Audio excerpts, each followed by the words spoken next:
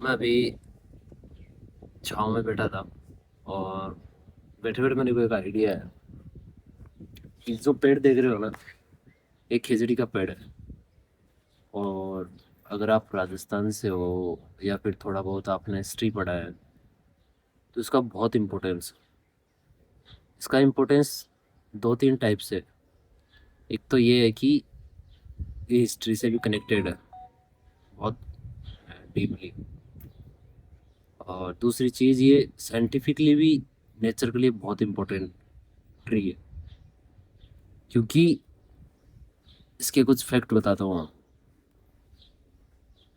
ये पेड़ छाँव तो बहुत अच्छी देता ही देता है, उसके साथ साथ ये राजस्थान का, इसको लाइक स्टेट ट्री बोलते हैं इसको। और ये इतना ज़्यादा यूजफुल है। डेजर्ट, ये डेजर्ट ट्री है वैसे, और कहीं नहीं होगा आपको, लगभग राजस्थान में और डेजर्ट पार्ट में मिलेगा आपको। पर ये बहुत इंपॉर्टेंट है राजस्थान के लिए, क्योंकि इसकी जो जड़ें होती है ना, जो इसके रूट्स है, बहुत डीप होती है। इसको बहुत कम पानी में ये सरवाइव करता है। और आपको हर पार्ट में लगभग, अभी मैं देखोगे इधर तो इतने सारे, लाइक बहुत सारे खेजड़ी के पेड़ हैं। तो ये डेजर्ट में ही होते हैं क्योंकि इनका सर्वाइवल बहुत खतरनाक है। दूसरी चीज़ ये है, छाँव भी बहुत अच्छी है। तीसरी चीज़ ये है कि जो इनके सीजन में सांगरी लगती है, जिसको राजस्थान में सांगरी बोलते हैं। केर सांगरी की सब्जी बहुत सुना होगा आपने, बहुत मस्त सब्जी बनती है उसकी। तो जो आप बोलते हैं, जैसे जाते हो आप कहीं घूमने वूमने राजस्थान, कोई भी आएगा ना, तो आपको किसी भी होटल में जाओगे, आपको वहाँ मेन्यू में मिलेगा कि केर सांगरी की सब्जी, जो कि राजस्थान का एक बहुत फेमस डिश है। खाना बहुत अच्छी है, ट्राई करना। और देखो इसमें हर चीज़, हर तरीके से ये बहुत यूज़फुल पेड़ है। ये इतनी अच्छी छाँव देता है। इसको पानी भी नहीं, पानी की ज़रूरत भी नहीं पड़ती। जो बारिश से पानी होता है ना, उसी पानी से ये सालों सालों साल तक खड़ा रहता है।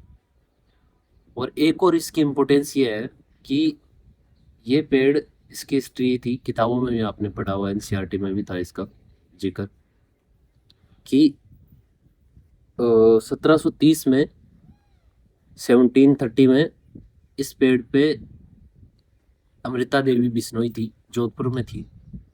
तो वहाँ पे, जोधपुर तो काफ़ी डेजर्ट एरिया में आता है, तो वो लोग, बिश्नोई समाज होता है ना, वो पेड़ और एनिमल, इन दोनों के लिए, रक्षा के लिए बहुत जाना जाता है। उनके कुछ नियम्स होते हैं, रूल्स होते हैं, जो वो फॉलो करते हैं।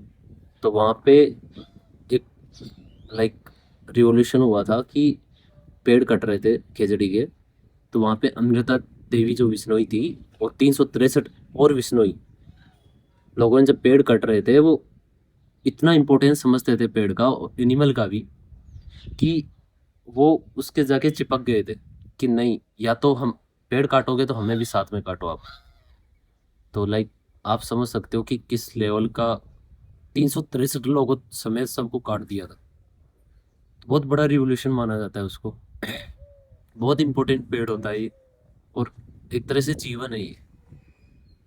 लोग उसकी वैल्यू उतना नहीं समझते हैं, पर सच में देखा जाए बहुत जीवन है। और दूसरी चीज ये भी है, इसके जो, अभी देखो, मैं क्या कहूँ,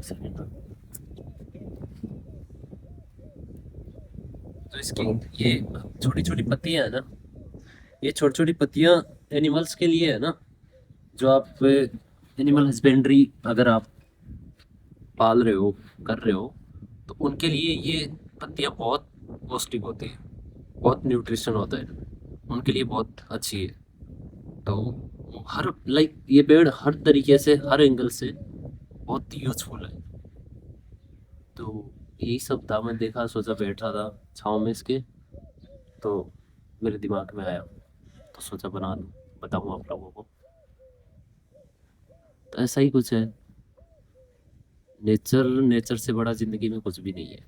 इंसानों का अस्तित्व है, नेचर और एनिमल, इन तीनों के कोऑर्डिनेशन से ही यूजफुल, संभव है। तो ऐसा है भाई, नेचर को बचाओ, नेचर के लिए खुद भी ऐसे काम करो कि नेचर, आप कुछ ट्री प्लांटेशन कर सकते हो, और उनके बिना हम हमारा सर्वाइवल संभव नहीं है यहाँ। और एक और इम्पोर्टेंट चीज़, ये रेगिस्तान में जो वो होता है ना, मिट्टी का कटाव होता है, उसको भी रोकता है। तो ये भी बहुत यूजफुल चीज़ है। उसकी उपजाऊपन है मिट्टी का, वो बना रहता है। मिट्टी जब एक एक जगह से कट के दूसरी जगह जाएगी, तो उसके जो ऊपरी लेयर में न्यूट्रिशन होता है, खाद वगैरह होता है, या जो भी उसकी उपजाऊपन होती है ना, वो एक जगह से कट के बह के दूसरी जगह चली जाती है। तो वहाँ तो वो न्यूट्रिशन नहीं है ना। जब आप फसल उगाओगे तो वो चीज़, आपकी फसल अच्छे से नहीं उग पाएगी, क्योंकि आपका वहाँ न्यूट्रिशन ही नहीं है। जो पेड़ उगा रहे हो वो आगे जा चुका है। तो ये उस मिट्टी के कटाव को भी बचाती है, मिट्टी को पकड़ के रखती है। तो इसके बहुत यूजफुल फायदे हैं, मतलब जीवन मान सकते हैं हम। और स्टेट ट्री भी है राजस्थान का ये। So that's it.